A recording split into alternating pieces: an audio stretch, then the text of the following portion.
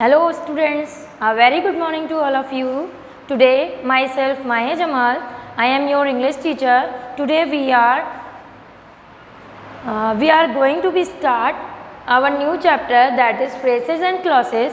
Today we will discuss on this topic, and we will know its main points. Okay, how can we differentiate whether sentence is given in phrases or a clause. So first part is based on phrases and second part is clauses. So first of all we all will discuss on phrases. So first question is, what is phrases? Before this class you have already known about the sentences, the kinds of sentences, the parts of sentences, है ना, objects and direct objects. So this is an important part कि हम sentence को किस तरीके से समझेंगे कि जो sentence दिया हुआ है ये आपका phrase है या clause है. So take your books in your hands and open page number 9, the chapter number 2, and the name of the chapter is phrases and clauses. Definition of phrase is, first of all the meaning of phrase is वाक्यांश. हिंदी में phrase को हम वाक्यांश कहते हैं. वाक्यांश का मतलब होता है कि वाक्यों का अंश, यानी अंश से बना वाक्य, छोटे छोटे वर्ड्स से फॉर्म किया हुआ वाक्य. एंड इन इंग्लिश वाक्यांश को ही हम कहते हैं phrase. Phrase, it does not contain a subject, predicate, or sometimes it does not subject or predicate. कभी कभी इसमें सब्जेक्ट भी नहीं दे रखा होता है, कभी कभी इसमें प्रेडिकेट भी नहीं होता है, और समटाइम्स इसमें ना ही सब्जेक्ट पार्ट होता है ना ही प्रेडिकेट पार्ट होता है. सो कुछ वर्ड्स लिखे हुए होते हैं जिनका अपना कोई कंप्लीट मीनिंग नहीं होता. तो सबसे पहले मैं आपको इसकी डेफिनेशन बताऊंगी. A phrase is a group of words that does not contain a subject, predicate और sometimes does not contain both. ठीक है, क्लियर है. फ्रेज में कभी कभी सब्जेक्ट प्रेडिकेट नहीं होते हैं, कभी कभी दोनों भी नहीं होते हैं, और एक सेंटेंस दिया होता है जिसमें सब्जेक्ट भी मिसिंग होता है, बट वो फ्रेज होती है, कुछ वर्ड्स का एक ग्रुप होता है क्लास. सो हम उसको कैसे समझेंगे कि whether it is proper sentence और इट्स अ फ्रेज. तो सबसे पहले बहुत इजी वे में हम आपको बहुत स्मॉल एक इजी तरीके से आपको इसके बारे में एक्सप्लेन करेंगे. तो just keep on and look at the board. Now I have written what is a phrase. Today's topic is what is a phrase. So let get started. Okay, ये तो क्लियर है ना कि सब्जेक्ट और predicate इसमें नहीं होता है. ठीक, सो फिर हम कैसे पढ़ेंगे इसको. सो फर्स्ट ऑफ ऑल हम इसमें लिखेंगे, क्या होता है ये, no subject. First condition, no subject, verb combi combination.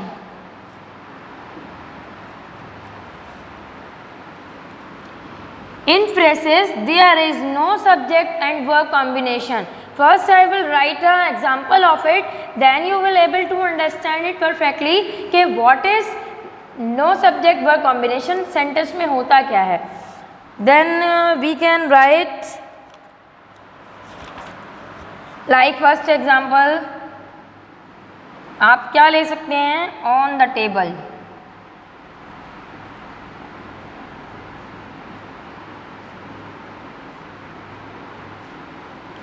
On the table. Now read this sentence. Is this sentence is complete or not? Are you feeling like this is a complete sentence? Yes, I have told you कि phrase means वाक्यांश, यानी छोटे छोटे अंश.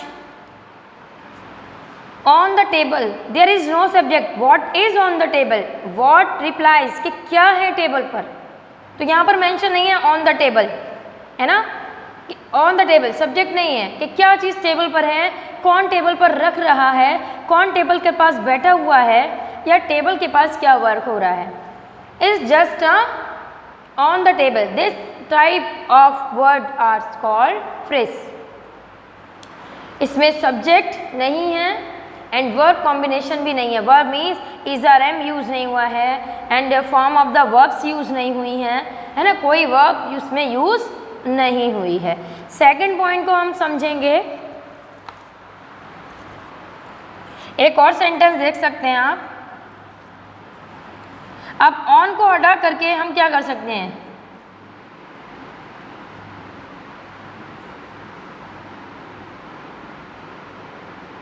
Under the roof कर सकते हैं, under the roof, छत के नीचे, क्या छत के नीचे, कौन बैठा है, कौन पढ़ा रहा है, कौन खेल रहा है, who is playing, who is sitting, who is doing any kind of work, और अंडर द रूफ। आप इसको चेंज कर सकते हैं ऑन द रूफ, है ना।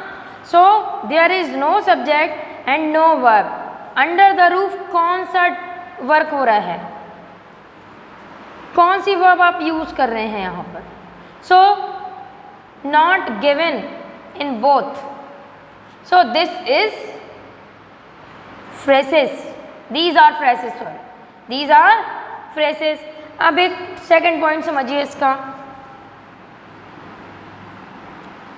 सेकंड में हम क्या समझाएंगे आपको, अभी हमने जो आपको समझाया है वो हमने समझाया है नो सब्जेक्ट वर्ब कॉम्बिनेशन, क्योंकि सब्जेक्ट भी मिसिंग है एंड वर्ब भी मिसिंग है, और हम इसे प्रेडिकेट पार्ट भी नहीं कर सकते हैं, because we can not divide it because there is no subject, and subject and predicate both are found in a proper sentence। second देखिए क्लास, no meaning,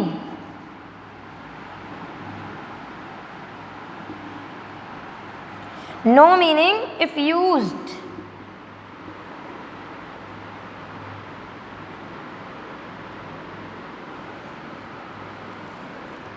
ये इसका सेकंड पॉइंट है। इससे भी आप बहुत अच्छे से ये देख सकते हैं कि फ्रेज है क्या नहीं, ये फ्रेज की दूसरी कंडीशन है, and the condition is no meaning if used alone. So words are here but इनका मीनिंग क्या है, they are meaningless, they does not have any meaning. On the table they are no clarification के what is on the table, है ना, कि table पर क्या है। अंडर द रूफ, इसका भी मीनिंग क्या है, छत के नीचे, क्या छत के नीचे, भाई अगर आप इसे लिख देंगे there is a fan under the roof, then it will be complete sentence and इसका प्रॉपर मीनिंग भी होगा जब ये प्रॉपर सेंटेंस में यूज़ होगा। Same with this, on the table, there is an apple on the table, there is a book on the table, there is a cat on the table. So अब क्या है, इनका meaning निकल करके आ रहा है, टेबल पर क्या है, कैट है, टेबल पर क्या है, एप्पल है, छत के नीचे क्या है, लोग बैठे हुए हैं, फ़ैन टंगा हुआ है, फ़ैन हैंग किया हुआ है। सो इनको आप सेंटेंसेस में जब यूज़ करते हैं तब इनका मीनिंग समझ में आता है, otherwise no meaning if used alone like this. Any doubt? Now it's third condition. अब इसके लिए आपको अलग से मैं एक एग्जांपल समझाती हूँ। जैसे इसके लिए आप क्या लिख सकते हैं क्लास, इसमें आप लिख सकते हैं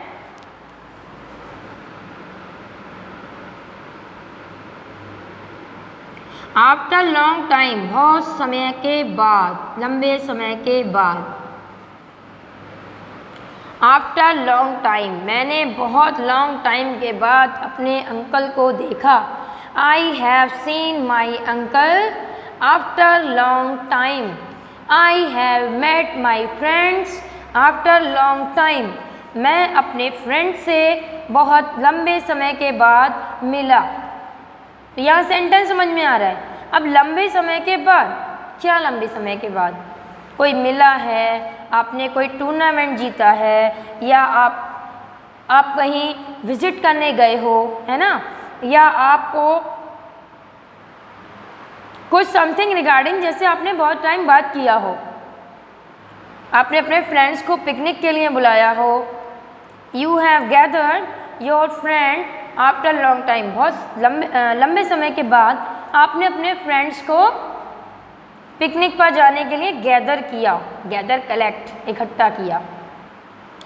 सो when we use in a sentence then इसका मीनिंग समझ में आता है।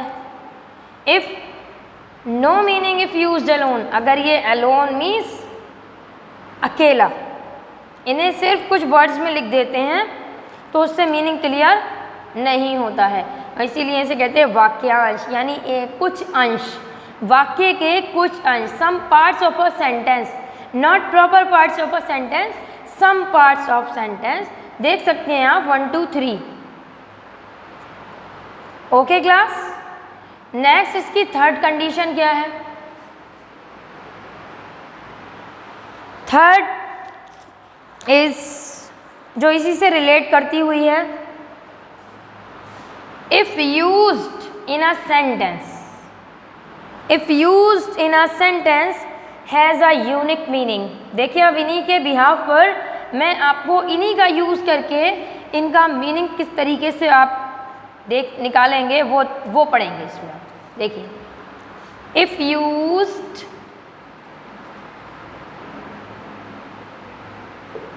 if used in a sentence, sentence तो समझते हैं ना, सेंटेंस तो आपने पहले भी पढ़े हैं, you have read sentences before, आपने पढ़े हैं। सेंटेंस आर द, क्या होते हैं? अ group of words, it's called sentences, but words should be meaningful class, उसमें वर्ड्स मीनिंगफुल होने चाहिए, कंडीशन है सेंटेंसेस के लिए। सो हम किस बात पे डिस्कस कर रहे थे? If used in a sentence has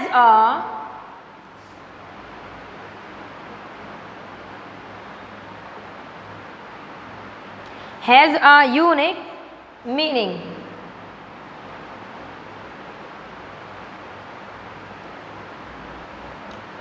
Now see these words, unique meaning. Unique meaning कब निकल करके आएगा? जब इसको यूज़ करेंगे सेंटेंसेस में। आप बताइए कौन से सेंटेंस को आपको यूज़ करके दिखाना है? शैल आई टेक 1 और 2? चलिए मैं 1 ले लेती हूँ। Okay, what I have written on the table. अब सेंटेंस फॉर्म करिए, इसका सेंटेंस कुछ, कोई सेंटेंस बताइए, कोई भी एक सेंटेंस आप ले सकते हैं। Yes, there are some books on the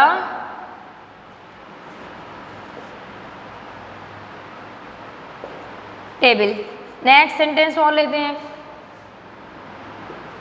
second under the roof, ठीक है।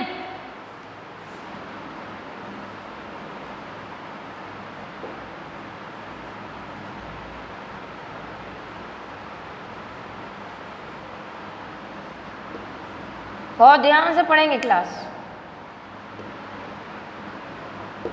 After long time, hurry up, make a sentence.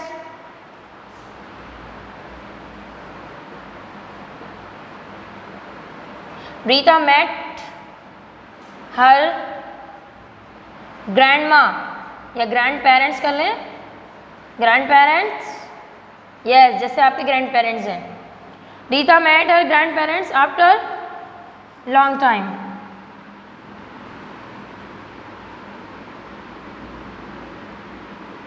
सबसे पहले तो इन सेंटेंसेस के थ्रू आपको एक चीज सीखनी है। Now question is underline the phrases. So phrases क्या होंगी इसमें? On the table, under the roof, after long time. Same with you have to do in your exercise. आपको ऐसे ही आपकी सेंटेंसेस में, सॉरी एक्सरसाइज में आपको phrases you have to underline. This is the pattern which I have done in front of you. You just follow this. आपको यही करना है जो अभी मैंने आपको अभी सेम आपके सामने किया है। सो यूनिक मीनिंग निकल कर आ रहे हैं या नहीं? There are some books on the table, table पर कुछ बुक्स हैं। There is a fan under the roof, roof क्या है? एक फैन है। रीता आपने ग्रैंड पेरेंट्स से मिली है बहुत लंबे समय के बाद, तो अब इनका मीनिंग निकल कर आया ना class.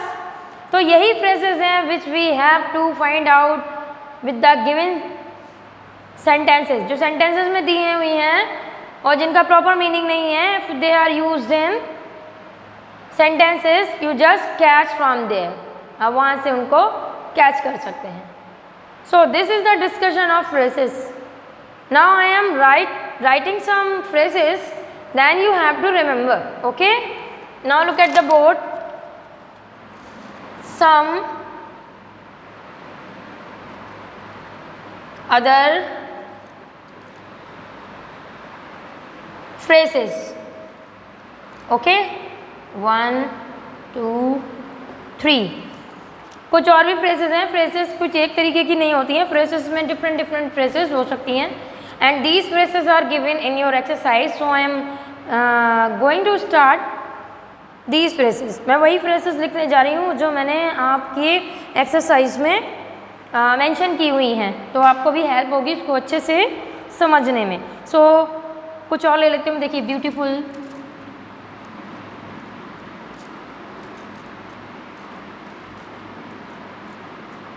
Beautiful dress, it does not have a subject और प्रेडिकेट बट ब्यूटीफुल ड्रेस। अब इसको यूज़ करेंगे हम, कैसे यूज़ करेंगे? You have von a beautiful dress, आपने एक सुंदर ड्रेस पहनी हुई है। अब इसको यूज़ कर दिया ना मैंने सेंटेंस में। You can use phrases in the sentences. Next ले सकते हैं मॉर्निंग वॉक,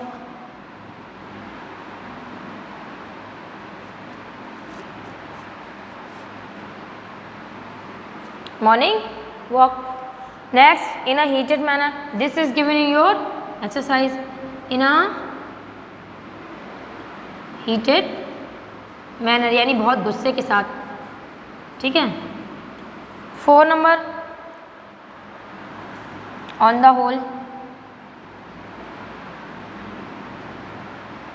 यानी पूर्ण रूप से। ब्यूटीफुल ड्रेस, सुंदर ड्रेस। मॉर्निंग वॉक यानी समझते हैं आप, इन अ हीटेड मैनर, बहुत गुस्से के साथ। ऑन द होल, पूर्ण रूप से। और क्या हो सकती हैं? देखिए अपनी बुक में, देखिए page number 9 and sentence number 2, on behalf.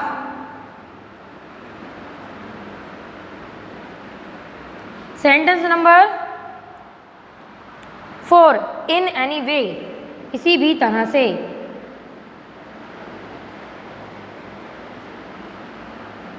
Number 7, in the red skirt,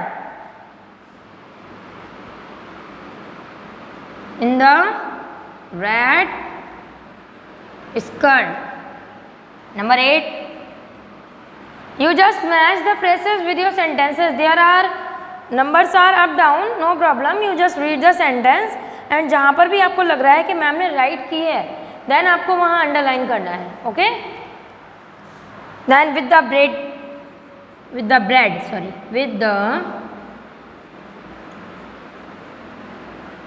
चलिए पढ़ लेते हैं एक बार। Beautiful dress, morning walk, in a heated manner, on behalf, in any way, in the red skirt, with the bread. अब आप क्या करेंगे? Now you will make sentences with the help of these phrases so that you will be practice. आपको इसकी practice करनी होगी, तो आपको सेंटेंस फॉर्मिंग भी आएगी और आपको पता भी चलेगा कि हमको फ्रेजेस कैसे यूज़ करनी है, ओके।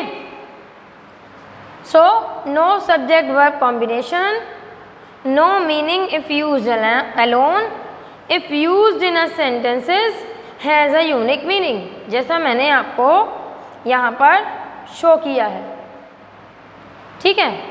तो अब आपकी एक्सरसाइज क्लास है page number 9, your exercise number A, which is given on page number 9, and there are 10 sentences. Every sentence has a phrase. हर एक सेंटेंस में एक फ्रेज है आपको सेंटेंस को रीड करना है, देन उस फ्रेज को अंडरलाइन करना है, then I will send you a PDF, you just match your answers with the PDF। जो PDF में आंसर्स होंगे आप उन आंसर्स से अपने आंसर्स को मैच करेंगे, and if you have committed a mistake so you just change the phrase और इम्प्रूव इट, आप उसको ठीक कर लें। ठीक है class? So today's topic phrases and clauses, ये रहा उसका total discussion. You can take screenshot of it. So this is for today and I hope आपको अच्छे से समझ में आया होगा। So now you just revise it at your home and open the book. So have a nice day. Thank you class.